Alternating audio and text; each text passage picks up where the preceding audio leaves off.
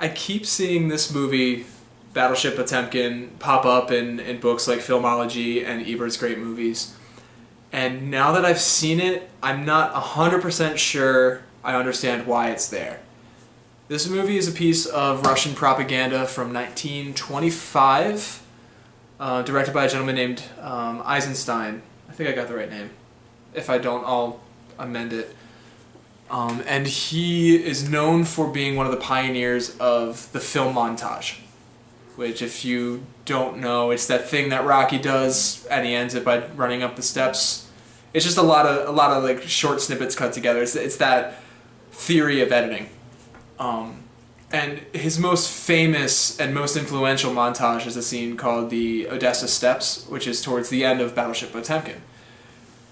And I feel like the only reason this movie makes so many great movie lists is because of just this scene. Because it was super influential, and the scene itself has become part of film language even today.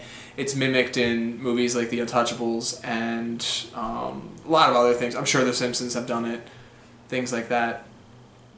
But I don't know if it should still be considered a great movie. I was frankly bored by most of it.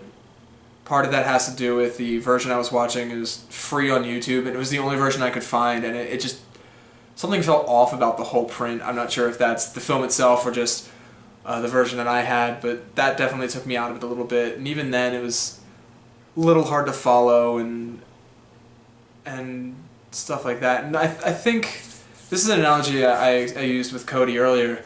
The problem with being a pioneer of something is yes, we wouldn't have like the kind of filmmaking we have today without that scene, just like we wouldn't have the West Coast of America without early pioneers. But it took months to travel the Oregon Trail in a covered wagon, and we do that now in a couple hours in an airplane. Like, things have advanced past the point they were at then, and we wouldn't be there without that starting point, without the Odessa Step sequence. We wouldn't have the kind of like cinematography and editing that we have now.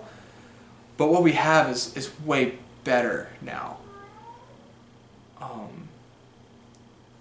I think part of it also is that the film is propaganda, and I'm not really in a revolution mood tonight, so it's not like firing me up. If Trump gets elected, maybe I'll watch it again and feel a little different about the movie, but that's the thing with propaganda. I guess what I'm trying to say is it's a shame that this scene, which, an aside here, it is like one of like the early pioneering uses of montage, but I think the cuts are really choppy and some of them are really short, and it's jarring, but not in like the way that the beginning of Mad Max Fury Road is jarring. It's jarring in a way that it feels like it was edited poorly jarring. But that's just my opinion. I'm not like a professor on film or anything. I was saying something before that. I lost it. What was I saying? I guess what I'm trying to say is that like I wish that scene, that influential Odessa Step scene, was not in a propaganda film. I wish it was just in like something with more fleshed out characters and like maybe even a longer story. The film is short; it's only like an hour 10. I guess my final thoughts, like, I see the influence, I see the importance, I don't see the greatness. I kind of wish I did,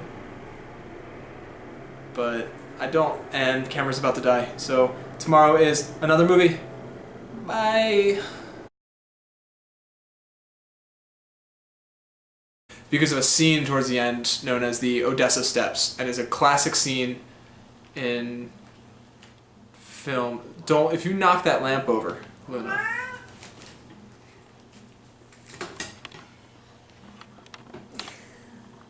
What are you doing? Where are you?